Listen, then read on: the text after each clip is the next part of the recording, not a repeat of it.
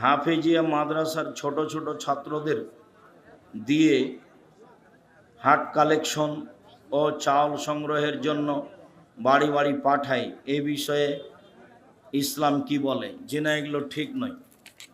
ওই committee secretary সভাপতি ভিক্ষা করুক, ছেলে কেন? ছেলেটা ওখানে পাঠিয়েছেন আপনার অপরাধ হয়েছে।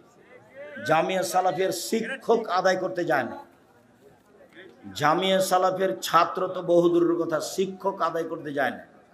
জামিয়া সালাফে কোনো রসিদ বহি বাহিরে ব্যবহার হয় না, বাহিরে ব্যবহার হলে তার বিচার হবে।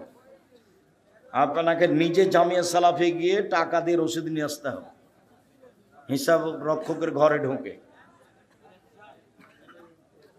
কেন এটা করছেন? ওখানে ছেলে দিয়েছেন কেন? ছেলেকে ভিক্ষা করা শিখাচ্ছেন? ধর্মের নামে নোংরামি।